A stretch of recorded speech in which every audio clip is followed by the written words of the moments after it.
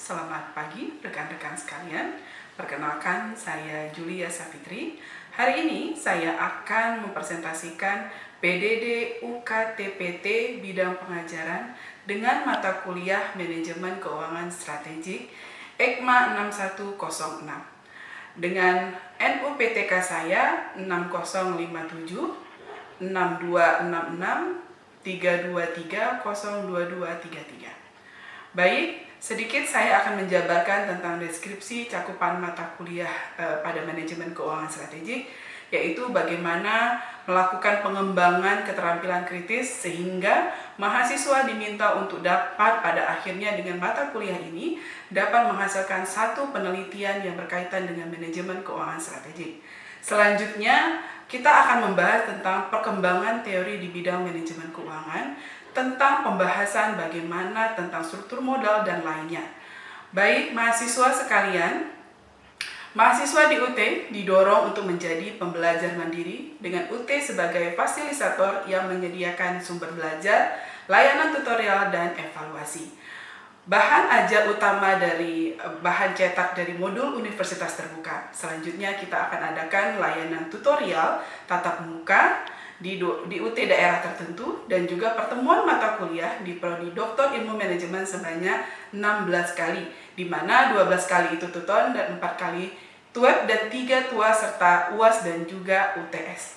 Baik teman-teman sekalian, mari kita dengarkan video pembelajaran tentang mata kuliah Manajemen Keuangan Strategik EKMA 6106. Oke, selamat pagi. Assalamualaikum warahmatullahi wabarakatuh. Selamat Om pagi. Swastiastu. Selamat pagi. Om Swastiastu. Namo Buddhaya, salam kebajikan, salam sehat untuk kita semua, dan salam sejahtera ya. Alhamdulillah, hari ini kita bertemu kembali ya di pertemuan kita ya dengan mata kuliah Manajemen Keuangan Strategik atau dengan kode EKMA 6106. Sebelum kita mulai, mungkin saya mau absen terlebih dahulu ya. Di sini sudah hadir semuanya ya, kurang lebih ada sekitar 8 orang ya, kurang lebih ya. Oke, baik. Yang pertama, Bu Niluh Kardini, apa kabar Ibu? Baik Ibu, Ibu apa kabar? Alhamdulillah baik, terima kasih sudah join di kelas. Selanjutnya ada ibu-ibu dulu nih ya. Ada Bu Santi, apa kabar Bu Santi? Sepertinya masih termute ya Bu ya. Ya, Assalamualaikum. Selamat pagi Bu Julia, sehat selalu. Alhamdulillah, terima kasih. Kita lanjut ke Pak Riki Ramlan. Gimana Pak? Gimana Alhamdulillah kabarnya? baik Bu Dr. Julia. Alhamdulillah, terima kasih. Selanjutnya ada Pak Dodi Himawan. Wah, yang paling semangat nih biasanya di kelas ya Pak ya. Gimana kabarnya sehat, Pak? Bu, selalu sehat. Selalu sehat Bu, alhamdulillah. Terima kasih. Alhamdulillah ya. Selanjutnya kita ke Pak Saiful Hakiki. Gimana Pak? Sehat hari ini? Alhamdulillah Ibu Dokter. Sehat Ibu Dokter. Ya. Sudah bersiap ya kita belajar bersama ya. Oke. Terima kasih. Selanjutnya kita ada ke Pak Rehan. Pak Rehan, gimana Pak Rehan kabarnya? Alhamdulillah Bu Julia. Sehat. Sehat ya, harus sehat ya kita menghadapi kuliah-kuliah ini ya Pak ya. Berikut dengan tugas-tugasnya. Oke, baik, terima kasih. Di sini juga sudah hadir Pak Junior Pasagi. Apa kabar Pak? Suaranya tidak terdengar Pak.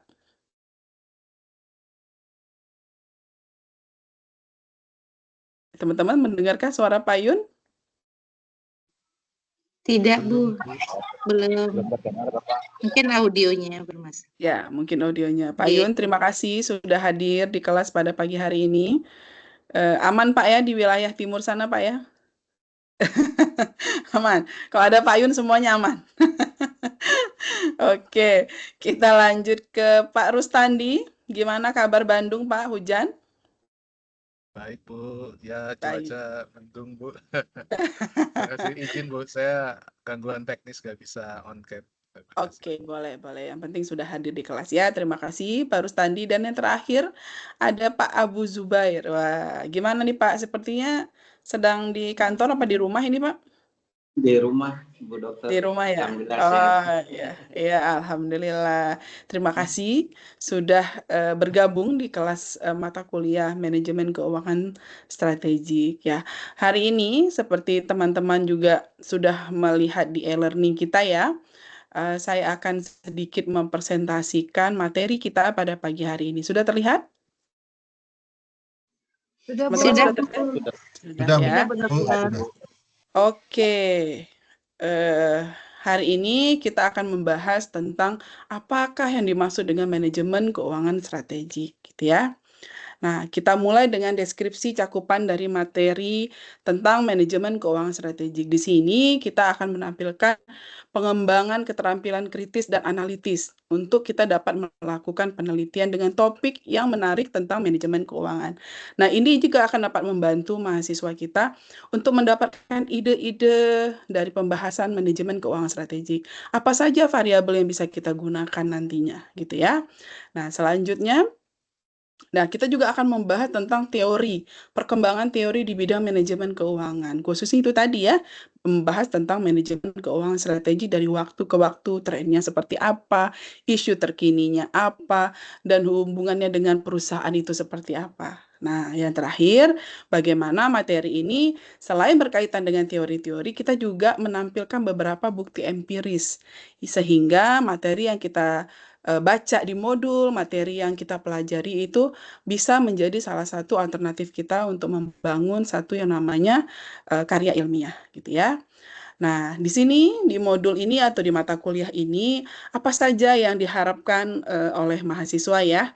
Nah, di sini mahasiswa mampu mengambil keputusan strategik terkait dengan fungsi-fungsi utama manajemen keuangan pada perusahaan. Nah, kita lihat masing-masing di modul pertama itu, kita akan membahas tentang keputusan keuangan dan perencanaan strategik. Modul kedua, biaya modal. Modul ketiga, kita bicara tentang pendanaan atau struktur modal. Dan modul keempat kita bicara tentang keputusan dan kebijakan dividen. Ini menarik ya. Dan yang kelima kita akan membahas tentang merger, restrukturisasi, dan lainnya. Dan selanjutnya di modul 6 kita bicara risiko. Nah, risiko dimanapun itu pasti ada. Begitupun dengan saat kita melakukan pengambilan keputusan, gitu ya. Yang ketujuh kita membahas juga tentang tata kelola. Jadi manajemen keuangan strategik ini bagiannya itu adalah tata kelola perusahaan yang seperti apa. Itu bagian dari strategi, ya. Yang selanjutnya keputusan investasi dan yang terakhir bagaimana kita melakukan pengukuran kinerja perusahaan. Apa saja yang akan kita lakukan? Ini yang akan kita nanti bersama-sama selama 16 pertemuan kita nanti, di mana nanti teman-teman akan belajar bersama gitu ya. Kalau kita belajar di UT ini artinya kita belajar mandiri. Nah, ini adalah proses ya ketika teman-teman registrasi secara online dan offline, melakukan tes masuk. Saya rasa masih ingat ini ya, bagaimana ya Bu Dini ya, mendaftar dulu ya menjadi Iya, mahasiswa benar. di prodi Doktor Ilmu Manajemen. Nah, inilah bagaimana pembelajaran yang ada di Universitas Terbuka, yaitu pembelajaran jarak jauh yang artinya mahasiswa itu diminta belajar mandiri. Nah, namun di semua pertemuan kita ini ada yang namanya sinkronus dan asinkronus ya. Di sini ada 12 ya, harusnya ada 16 dengan UTS dan juga UAS gitu ya. Nah, di sini teman-teman akan mendapatkan 12 pertemuan itu dengan ada diskusi ya. Di sesi 1, 2 sampai dengan 12 itu ada diskusi. Namun di dalamnya ada sinkronus, yaitu kita akan ada TTM atau TUEP. Apa itu TUEP, Bu Dini? TUEP adalah tatap muka, Ibu. Ya, Tatap muka secara online. Secara online. Oke, kita akan melakukan TUEP tersebut di 4 sesi ya, yaitu di sesi pertama itu ada di sesi 3, selanjutnya ada di sesi 6, di sesi 9, dan di sesi 12. Nah, apa yang akan kita pelajari? Nah, itu nanti akan kita bahas pembahasan dari sesi 1 sampai dengan sesi 3 di dalam TUEP 1, gitu ya. Nah, selanjutnya teman-teman juga di dalam 16 dan 12 pertemuan ini nanti akan ada tugas. Tugas itu ada di sesi berapa? Ada di sesi 4, 7, dan juga ada di sesi 10. Nah, artinya memang belajar di UT itu satu-satunya S3 pembelajaran jarak jauh ya. Jangan salah lagi ya, bukan online tapi pembelajaran jarak jauh gitu ya. Nah, teman-teman sekalian, di sini ada nilai ya. Bagaimana pasti dilihat dari nilai kehadiran, diskusi, dan juga nilai tugas juga tutorialnya. Nah, di sini nilainya itu ada 10%, 20%, dan 70%. Jadi besar harapan saya setiap kali ada kelas join ya, dengarkan gitu ya. Ada TUEP 1 kalau masih bisa join ya join gitu ya. Kalau tidak ada bersamaan dengan kegiatan kantor atau lainnya. Ya, teman-teman ya. Baik, kita mulai ke manajemen keuangan strategik. Nah, di sini ada 3 fungsi utamanya, ya. Fungsi pertama itu fungsi pencarian dana. Nah, sudah pasti ya, kita bicara manajemen keuangan strategik, kita bicara tentang bagaimana fungsi pencarian dana. Nah, selanjutnya kita juga akan membahas tentang fungsi pemanfaatan dana. Jadi udah kita cari dananya, kita manfaatkan untuk apa, gitu ya. Dan yang terakhir, bagaimana kita membagi keuntungan dengan pemegang saham. Nah, kita tahu bahwasanya tujuan dari perusahaan didirikan itu adalah untuk memperkaya pemilik perusahaan dan juga pemegang saham, gitu ya. Nah, di sini dijelaskan, manajemen keuangan strategik ini adalah pendekatan manajemen yang menggunakan berbagai alat dan teknik keuangan untuk menghasilkan rencana keputusan strategik. Yang artinya, teman-teman sekalian, bahwasanya ketika kita memiliki perusahaan, kita harus sudah tahu langkah apa yang akan kita lakukan dengan perusahaan kita ini. Jadi kita bisa menggunakan berbagai alat, kita bisa menggunakan berbagai teknik ya. Contohnya mungkin kita bisa mencari investor. Bagaimana cara mencari investor? Nggak serta-merta kita menawarkan saham kita kah, atau produk kita kah, atau lainnya, tanpa kita melakukan tim seperti membentuk tim, bagaimana sih kalau kita investasi kemana, atau kita menerima investor apa. Itu bagian dari manajemen keuangan strategik. Nah, kita pun saat melakukan investasi kah, atau pembagian dividen kah, laba ditahan kah, atau lainnya, itu juga harus paham ya, bahwasanya dana perusahaan itu ada berapa banyak, terus apa yang akan kita lakukan dana tersebut, liquid atau tidak liquid, gitu ya. Nah, pada akhirnya, tujuan dari manajemen keuangan strategi ini adalah untuk kita mengidentifikasikan strategi terbaik yang mungkin dapat menghasilkan. Ya, setidaknya kita memaksimalkan nilai pasar. Kan perusahaan ini kan berdiri, pasti ya, tadi seperti saya bilang ya, dia adalah tujuannya itu pasti yang utama adalah memakmurkan pemegang saham, gitu ya. Nah, jadi itu harus diingat bahwasanya teman-teman mungkin punya perusahaan. Pasti kan kalau kita melakukan sesuatu hal secara strategis itu nggak serta-merta asal-asalan. Karena apa? Setiap kita melakukan hal strategis apapun, itu pasti berhubungan dengan laba. Gitu ya. Kita bicara manajemen keuangan, kita pasti bicara tentang laba. Nah, di sini manajemen keuangan juga menjelaskan ya bahwasanya kita dapat melakukan langkah-langkah seperti apa gitu ya, mulai dari kita menetapkan tujuan kita investasi apa, untuk apa, terus berapakah laba yang kita dapatkan gitu ya.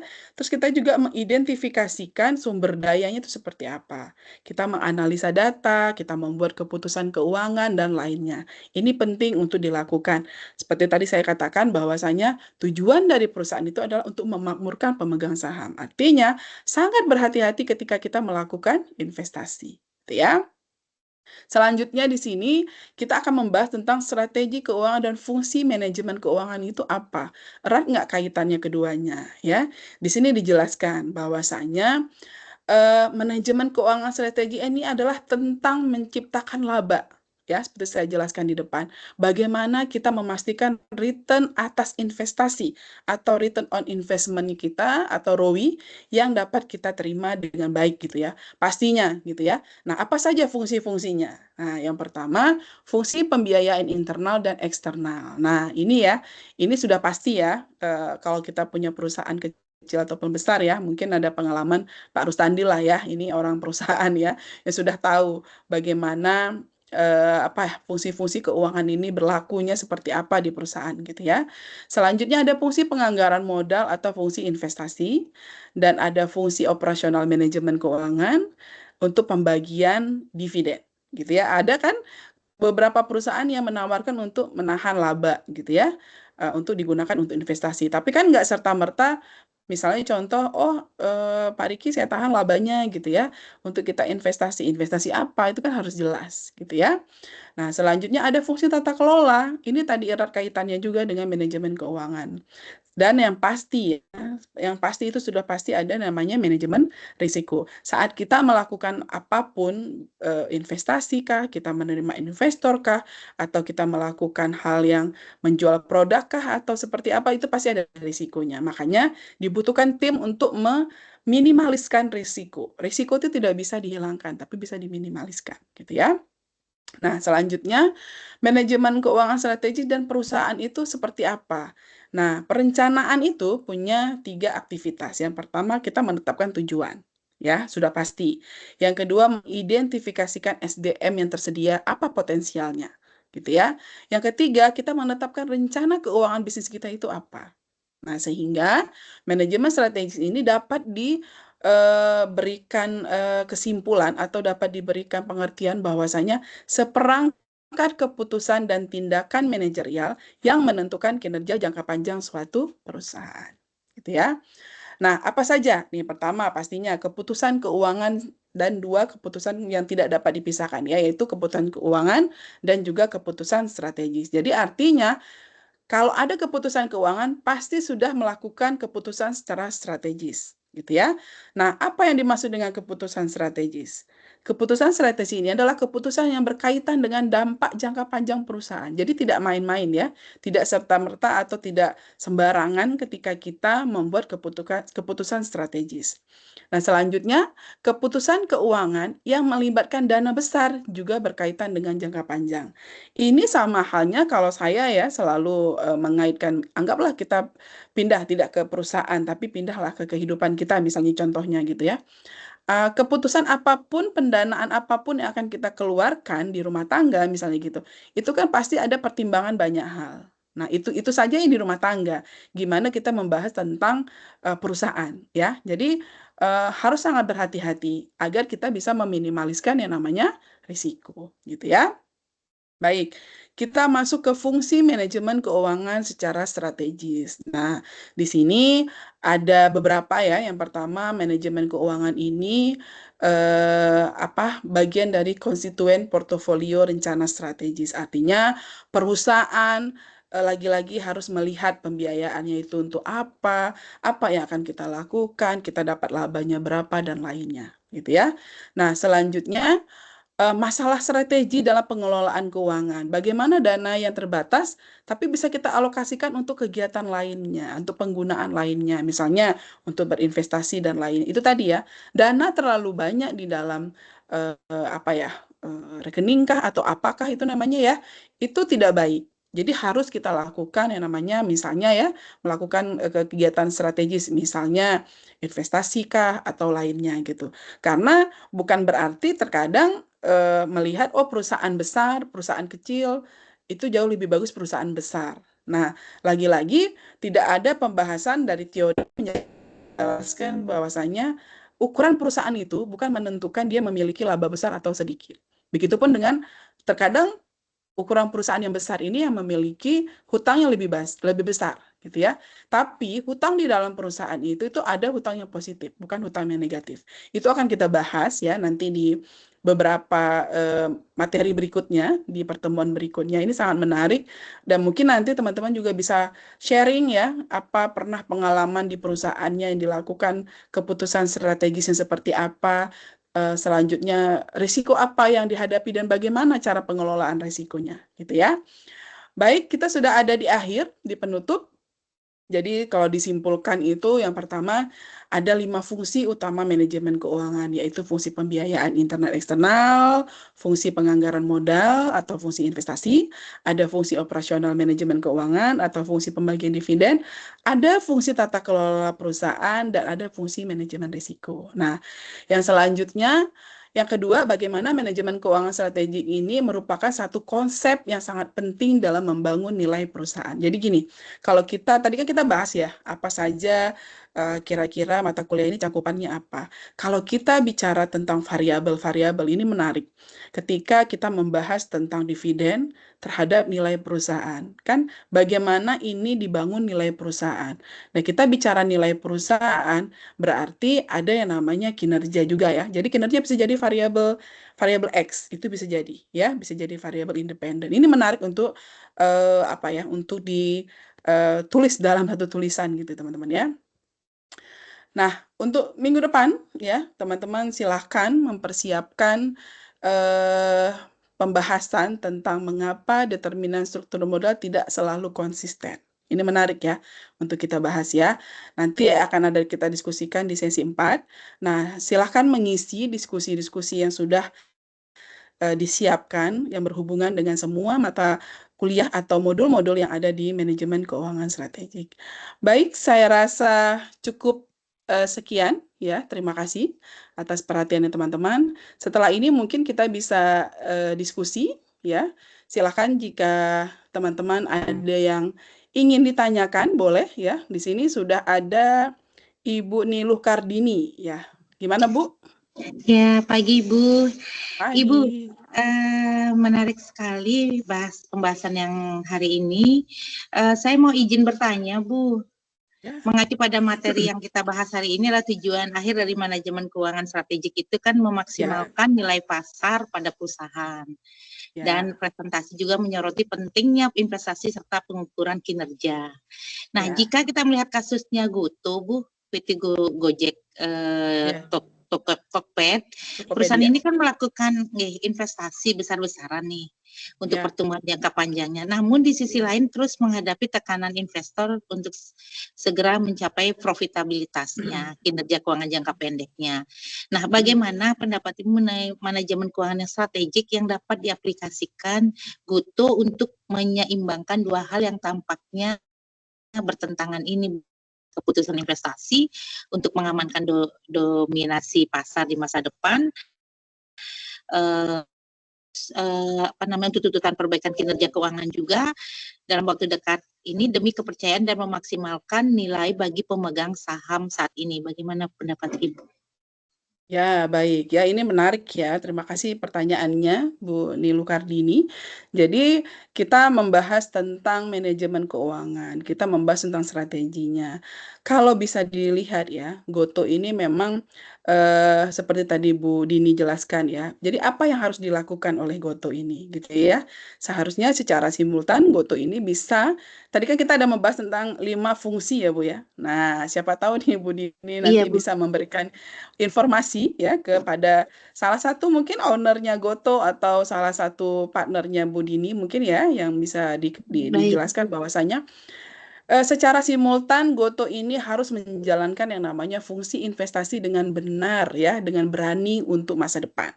Kadang-kadang kalau kita melakukan investasinya itu masih yang setengah-setengah yakin, tidak yakin, itu tuh ya nggak jadi gitu ya. Nah, selanjutnya apa yang harus dilakukan oleh Goto? Yaitu mengamankan fungsi pendanaan yang mendukung visi jangka panjangnya. Itu seperti apa gitu ya. Dan yang selanjutnya, pastinya Goto harus memperbaiki fungsi operasionalnya dengan efisiensi untuk menekan kerugian.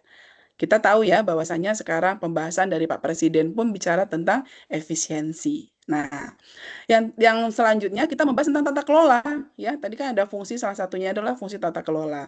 Bagaimana Goto menerapkan tata kelola perusahaan yang transparan untuk menjaga kepercayaan investor. Jadi ini harus transparan Bu Dini. Artinya tidak hanya Goto ya, kita pun sendiri ya harus transparan mengenai banyak hal termasuk tentang keuangan gitu ya.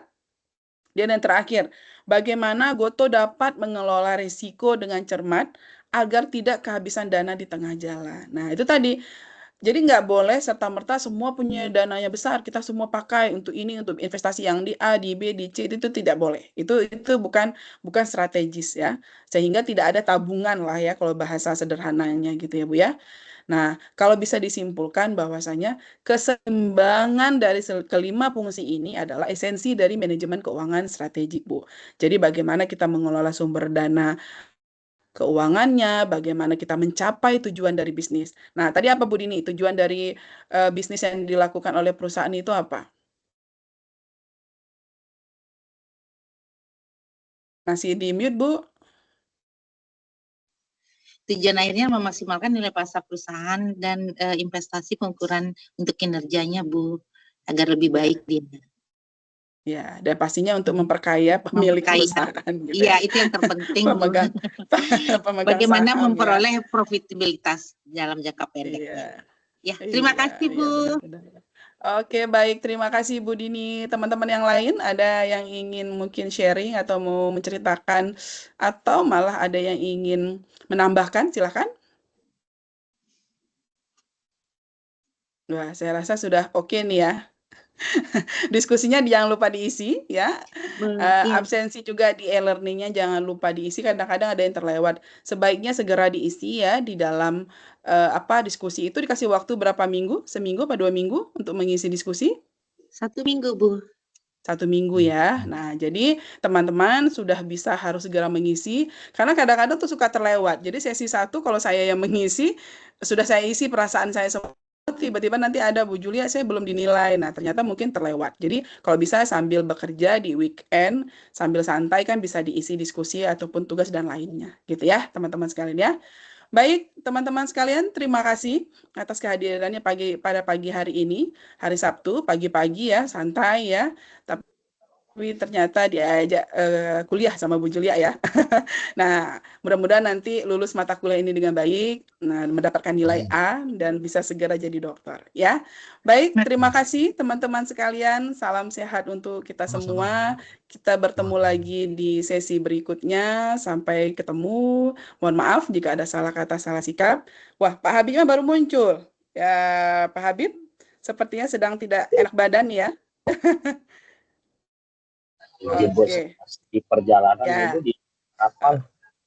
Oh, oke, baik. Jadi nanti silakan absen ya. Kalau saya lupa absen nanti absen web kita ini tolong saya diingatkan ya. Baik Pak Habib, tidak apa-apa. Nanti bisa sambil sharing dengan teman-teman sekalian ya Pak Habib ya. Terima kasih teman-teman sekalian. Sampai bertemu di 2 minggu ke depan untuk sesi berikutnya. Selamat pagi, selamat beraktivitas, salam sehat untuk kita semua. Assalamualaikum warahmatullahi wabarakatuh. Terima kasih. Waalaikumsalam. Terima kasih, Bu. Izin live. Izin live, Bu. Ya, silakan. Sekian pemaparan presentasi PDD UKTPT bidang pengajaran dengan mata kuliah Manajemen Keuangan Strategik EKMA 6106. Terima kasih atas perhatiannya. Saya ucapkan semoga kita bertemu lagi di kesempatan berikutnya.